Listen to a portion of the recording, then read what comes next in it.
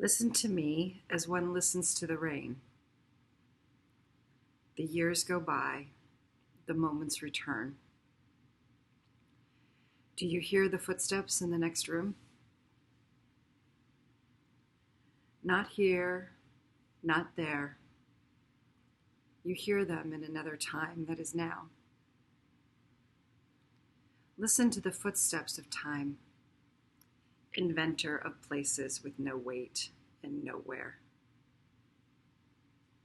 Listen to the rain running over the terrace. The night is more night in the grove, and lightning has nestled among the leaves. A restless garden adrift-go in. Your shadow covers this page. That's a poem by Octavio Paz. If you're not familiar with his writing, I highly recommend. He writes mostly essays, but also poems. Welcome to the Premier Wellness Travel Meditation Sessions, where I offer space and support for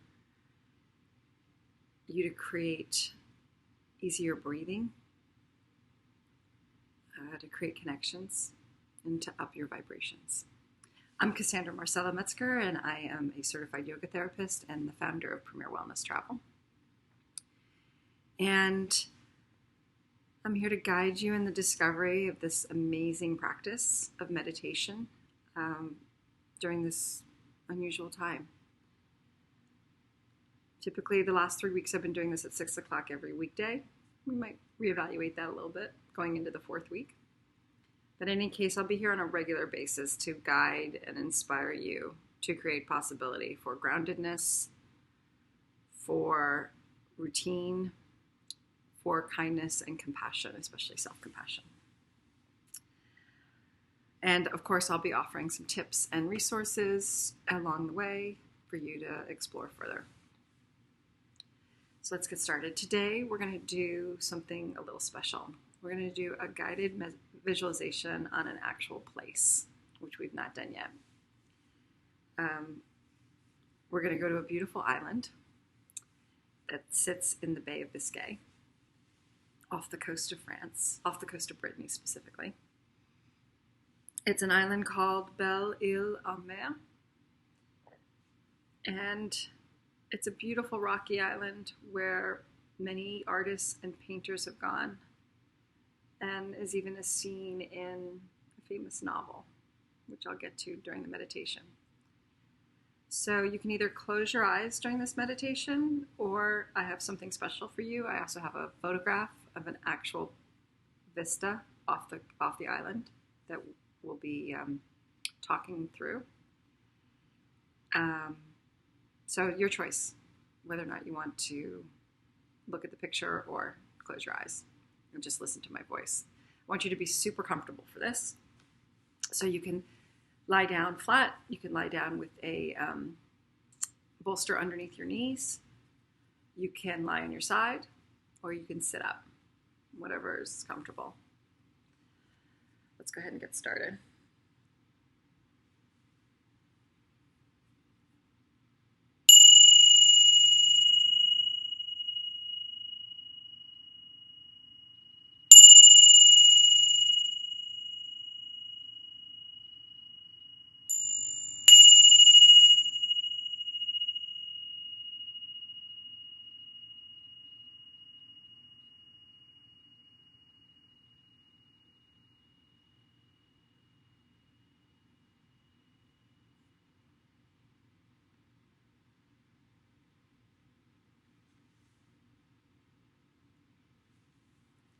You're riding on a ferry from the mainland of France,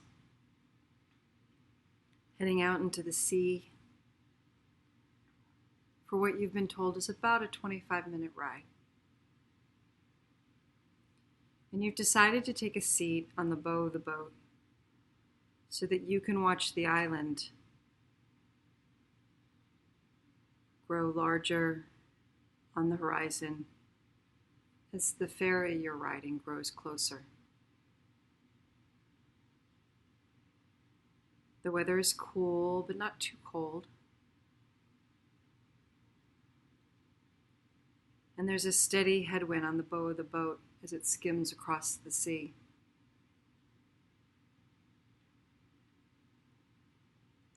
There are some benches for people to sit on, but you decide to stand. You stand at the railing of the boat so that you can see the water rushing past below.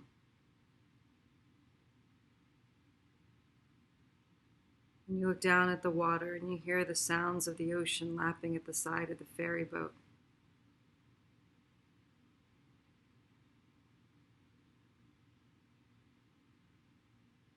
The wind is slightly salty and refreshing, and it catches your clothes and makes them dance about your body.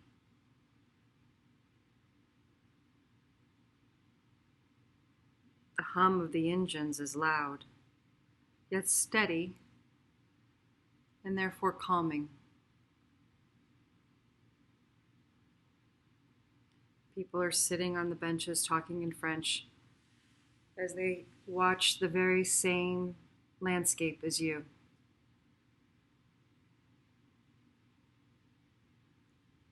People are enjoying the ride, pointing and smiling.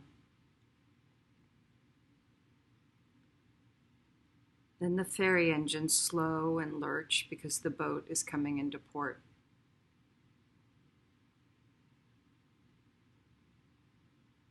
The captain maneuvers the boat perfectly, docking in position.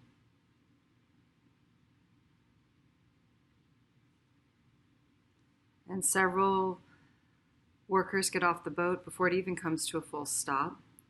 And they grab all sorts of ropes to tie it securely and to set up the buoys that act as a buffer between the dock and the ferry.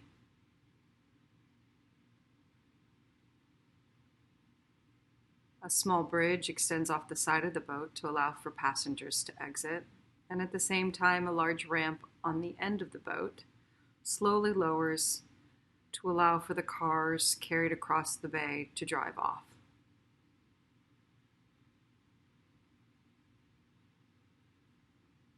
The whole process of unloading everyone and every car goes very smoothly, and there's no rushing and no waiting in line. And as you disembark, you can hear seabirds flying overhead. And you step off and enter right into a beautiful village. And you look up and you see two seabirds soaring together effortlessly in the sky.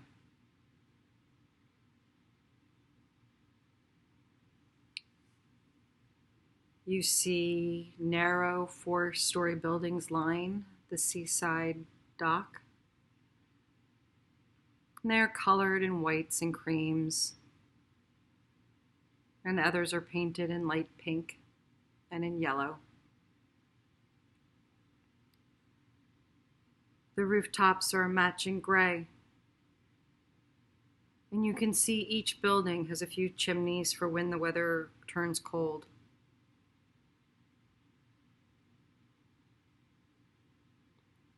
Some of these buildings have small balconies, but only big enough to hold a few potted plants, and some of them do. And the shutters on the window vary in color as well, from mint green to leaf green, and some are shades of dark pink.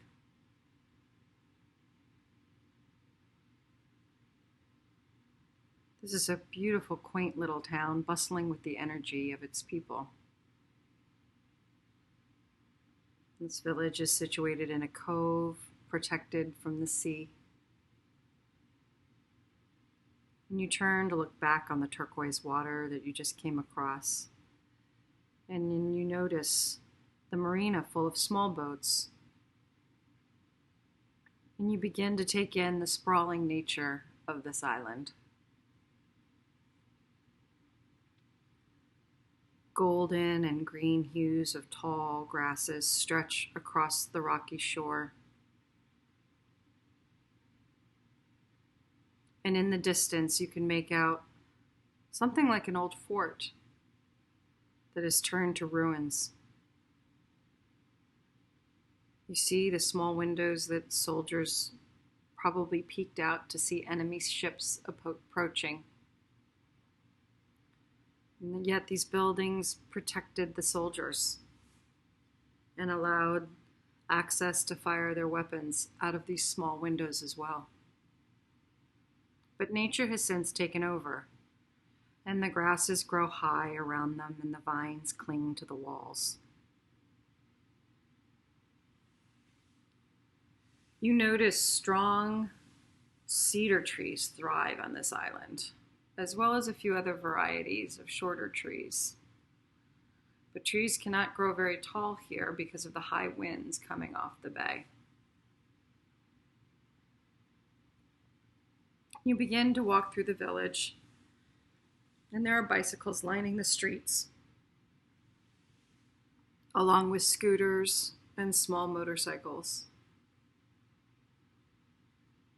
And there are various places to dine that have large awnings that seat people outside. And the tables and chairs are placed under the awning for shade. Some of the shops you pass by are filled to the brim with one-of-a-kind paintings or jewelry or pottery, and they flash their beauty through the windows, enticing people to enter the galleries to buy a souvenir to take home. But you're enjoying simply the geometric shapes of the architecture of this little village. And notice how so many of the windows are open, letting the fresh air in. Some of the windows even have white curtains that ripple in the wind. You pass by a busy crepe shop. And as you do, you can smell the aroma of chocolate and the batter of crepes cooking on the skillet. And people are eating their crepes with delight. You can see them inside and outside the shop, eating crepes filled with various kinds of ingredients that look just delicious and smell so too. You make a note to stop by later to have a crepe or two yourself, but for now, you want to walk along the nature footpaths nearby to begin to explore this beautiful island. And as you walk away from the village, there are several footpaths through the tall grasses that lead to various areas, that lead to ruins, or to beautiful secluded coves that have sandy beaches up against the turquoise water. And you decide to take the path that leads to a cliff. You're keen to see the sights of the windswept shore and to see the jagged rock formations towering out from the sea that Claude Monet painted more than 100 years before, and that Henri Matisse did as well. This island is also the setting for part of the sequel to The Three Musketeers by Alexandre Dumas, a novel called The Vicomte of Braglione, 10 years later. And in that sequel, the character of Porthos, one of the musketeers, dies there in the caves on this island. And as you walk along the footpath that so many footsteps before you have walked, you notice the low-growing plant life on either side of you. And the color of green appears to be sage. Smooth, ancient rocks aid you as you step up and up the cliffside. And as you climb, you can occasionally see the cobalt blue horizon of the bay peeking out over the hillside in front of you. And always you can hear the sound of the mighty ocean as it gives a deep roar, and then a low hissing, and then splashing sounds. These waves have been crashing and carving this landscape for thousands of years.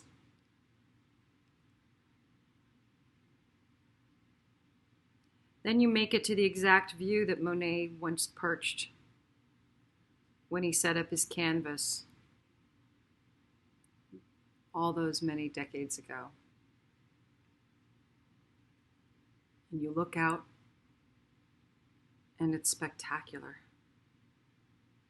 More than a dozen jagged rocks are congregating in the sea, growing from the large width at the base to more narrow and treacherous at their tops.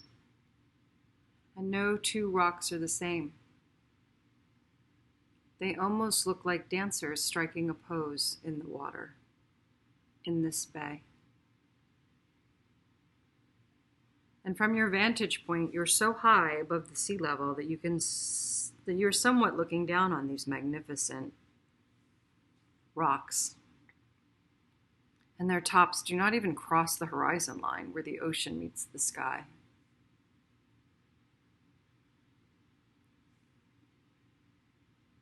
And there's no plant life on these rocks. The only thing that can grow is a dark green moss, a blanket of moss that covers the lower half. Because the sea is frothing with energy, and the winds are demanding. This is not an ocean that you can swim in. The waves are vicious and splash against the cliffs and the rocks, and the turquoise water turns white with bubbles and froth.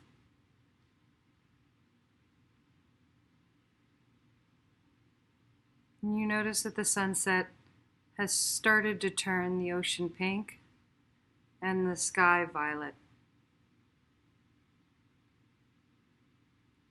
You find a soft place to sit and soak up this moment forever into your memories. The air smells delicious and magical.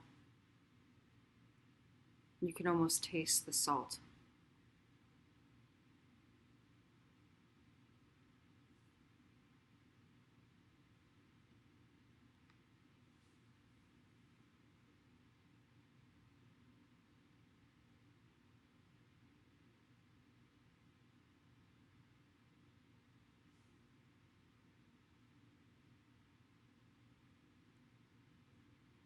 The sunset is growing to darkness, and you decide it's time for you to make your way back to the village and to your hotel and to your bed. You give one last glance to this beautiful landscape and feel gratitude for this moment's return.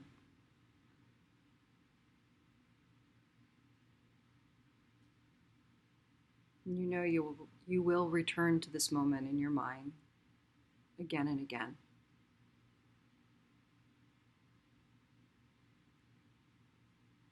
And as you walk back along the footpath you came in on, the sounds of the ocean gently fade away until all you can hear are your footsteps taking you to where you will get a good night's sleep. Now the sky is more an orange, and a dark blue sky draws in as night falls. The footpath winds and turns, leading to a narrow road.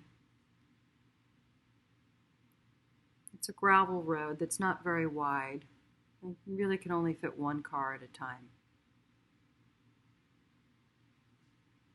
And as you walk, you pass by houses in the countryside that are all gray, with those same rooftops from town. And they have large protective white doors that cover the entryways and the windows to protect them from the strong winds that hit the island while they are closed up in the off-season. Summer has not yet started. You notice that a few are actually occupied and lived in by locals. And you continue to walk.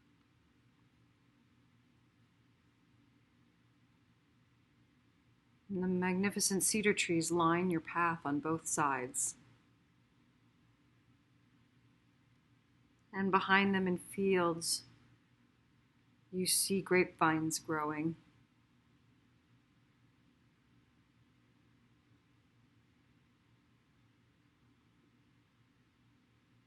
Then you pass beautiful bushes, blooming roses of all sorts of colors.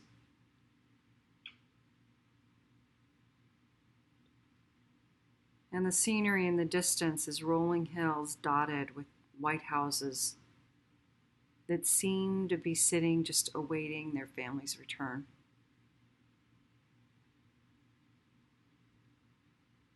And you're making your way back to the marina, to the center part of the village. And this road that you've been walking on turns from gravel to paved.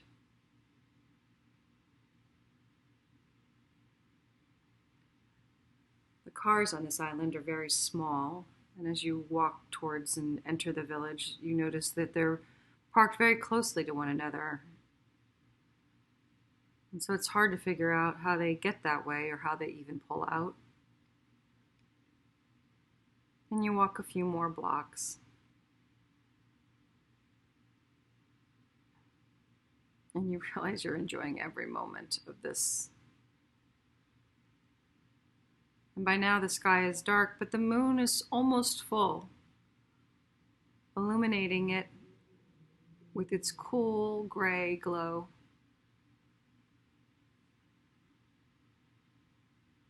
The moon is so bright it almost seems to be day.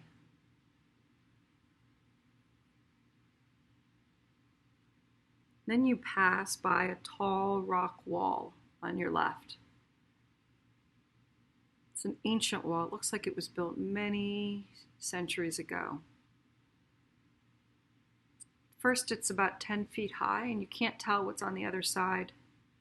But you can see up ahead, a little further in front of you, that the wall becomes shorter. And as you make your way to the point where the wall dips to your height and below, you can see that this wall actually surrounds a large graveyard. And all you can see is hundreds of white crosses filling your vision. You come to the closed iron wrought gate that is the entrance to this graveyard, and you peer through it to the other side.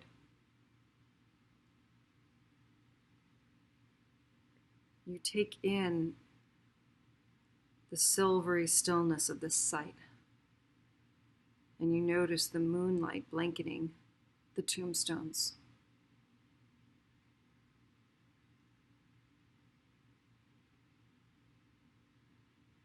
It's time to keep moving towards your hotel, which you have not been to yet, and so you don't know exactly what to expect. But a warm glow emits from the building that is drawing closer,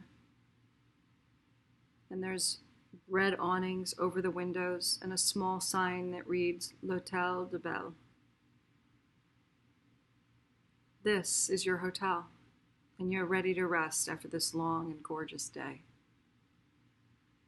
The old door is painted a creamy green, and the window panes in the door are so old that the surface of the glass ripples like the surface of the water. You grasp the brass handle in your hand, and it feels cool. but the door opens effortlessly, welcoming you like it has welcomed many others. And there inside, a Frenchman greets you with bonjour and collects your information.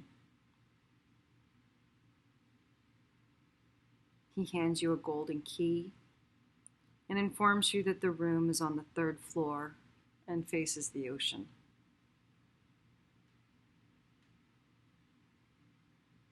You don't have anything with you but your backpack, so you make your way up the stairs, and they seem like they were built for a very small person.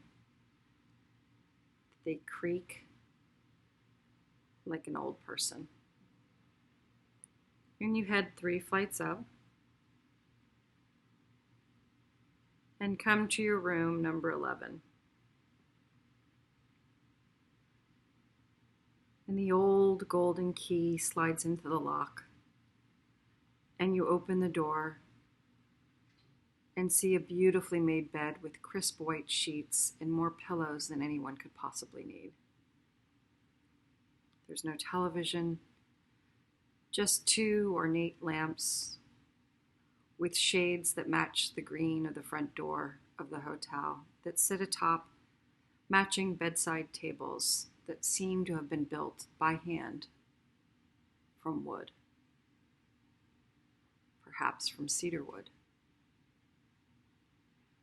You put your pack down and make your way to the small restroom, which is perfectly clean and has a big iron wrought tub.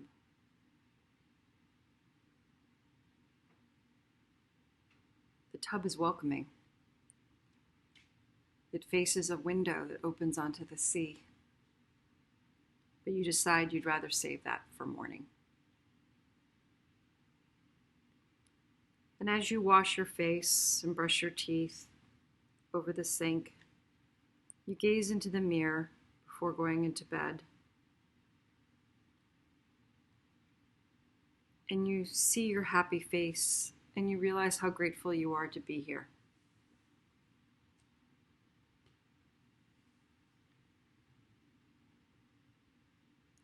You make your way to the bed and turn the covers back, and you crawl in.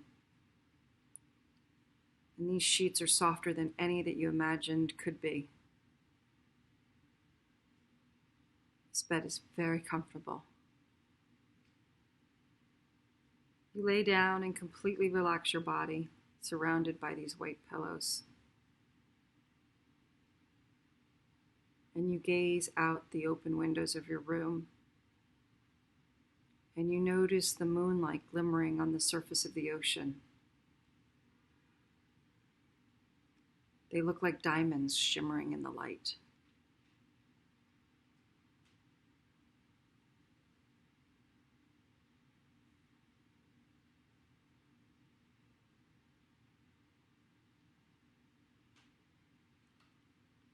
You allow your eyes to gently close.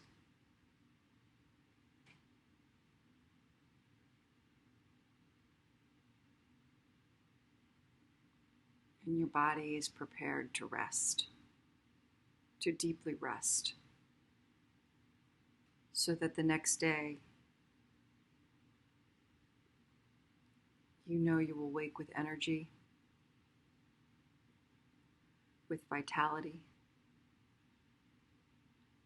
and with vigor to face whatever the day may bring.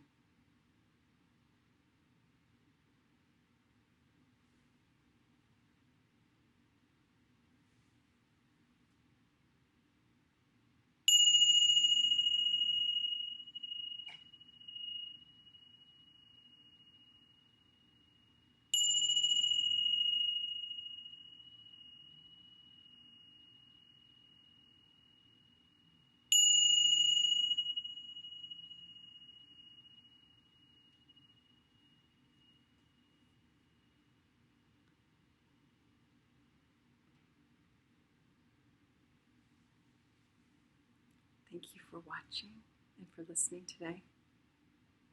I will see you here next week.